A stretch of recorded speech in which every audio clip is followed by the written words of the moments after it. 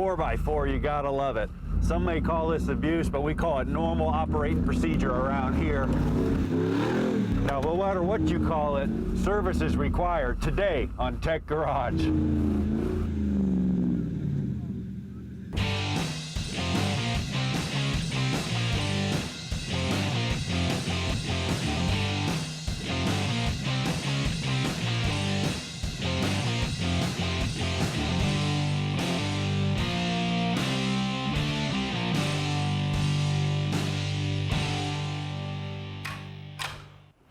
Welcome to Tech Garage, presented by Advance Auto Parts. Now, running our four-wheel drive truck off-road around here, well, that's normal business. Whether we're backing down a boat ramp, using it on the farm, towing, or just some good off-roading fun. You know, Brian, people like to call that abuse. I call it severe duty. And when you do that, you're going to have the need for maintenance. You know, just about any vehicle, the most stressed system on the vehicle is the transmission and drivetrain, especially in a four-wheel drive application where we add a transfer case to the mix. So good professional transmission service is paramount, because this thing has to perform at high speed, low speed, high range, low range, all conditions. So if we want to protect that driving experience and protect our investment in the vehicle, we've got to do this service. Now, it's not terribly hard to do. We're going to get into that in a minute, but this is a complex system. It really is, you know, and in true Tech Garage fashion, we're going to take you inside the transmission so you can have a look. You know, Brian, there's clutches in there, there's bands in there, and there's a torque converter inside of there that actually makes an immense amount of heat.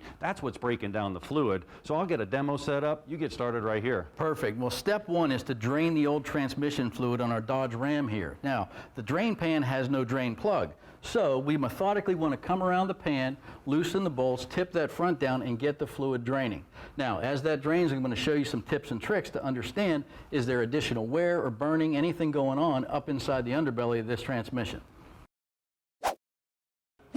Now, transmissions come in all shapes and sizes, but they all operate basically on the same principle except for one. You may be driving a car with a CVT, continuous variable transmission. I have one right here. This is pretty cool because it's not shifting gears. It's just continuous velocity as it goes through there. But when you're dealing with that, you want to make sure you take some special precautions. There's a special fluid and special maintenance procedures. Other than that, they're all pretty much the same. And I have a cutaway one right here. You can see a clutch pack right here. You have some bands in here, and the fluid's going to do all the work like Brian mentioned. They're complex, but I'll simplify it for you. Right here is a clutch pack. That's what's inside. And the clutch pack's made up of these steel discs and then fiber discs. You can see the fiber here and the steel. And what happens when fluid pressure engages, it squeezes those together, just like a clutch on a manual transmission car. It squeezes it in there and it causes it to drive here. And you're getting actually direct drive coming through your units, or the gears you select. The problem with that is the clutches wear out. Fluid starts to wear. You also have a band like this. This band has a friction material on it, and that band wears out as well. That has to hold these clutch packs to achieve different gear ratios.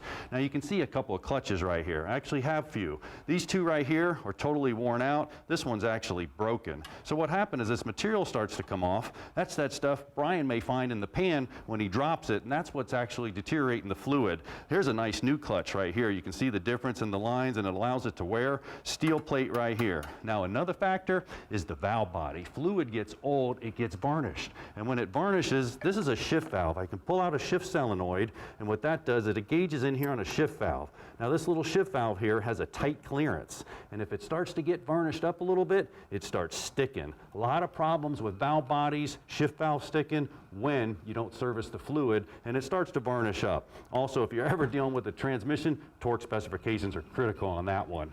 Another factor, torque converter. Torque converter generates an immense amount of heat. Why? It's multiplying torque. You can see one here. We got it blown apart. You got the impeller, you got the stator, you got the turbine. Well, what's going on, without getting into a whole class on it, it's redirecting fluid. And every time it redirects fluid, the fluid has to hit it, and that creates a lot of heat, and it deteriorates the fluid real rapidly. But that multiplies torque in an automatic transmission. That's why a lot of times you have a cooler. You have a transmission cooler right here. And what happens is your transmission fluid goes through there, and it's running through radiator fluid is in the radiator here, but this is separate. If you ever have a leak in here, you can actually start getting it into the actual coolant itself, and I can show you what that looks like. I put some in here like this, and you shake it up, you may have some coolant that looks like a strawberry milkshake, just like that. You know you have a problem with that. That's why you have to keep it cool. The fluid starts deteriorating. Man, it looks like this. This isn't good. I suspect Brian's finding something like this over on the pickup truck. Whew, John, I wish this was smell-o-vision, not just television. Not only is there a visual difference in the new ATF Plus 4 compared to the old that I caught, it doesn't pass the sniff test. It smells like it's burnt, it smells like rotten eggs. Telltale signs this vehicle was due for service. So we've got the fluid just about completely drained out of the pan here. I've got all the bolts loose. Now, we've got a big catch can here, but if you're doing this in your garage or on the driveway, put a piece of cardboard down. You don't want this slippery tranny fluid on a walking surface.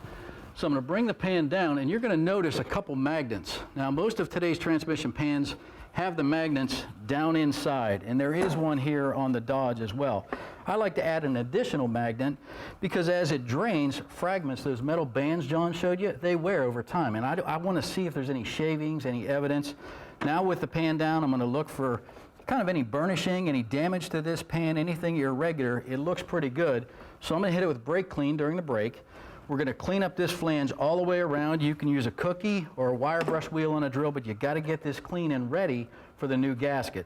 Not hard to do. So we're on our way. When we come back, we'll swap out the transmission filter and get moving on to the transfer case. So stay with us on Tech Garage, presented by Advance Auto Parts.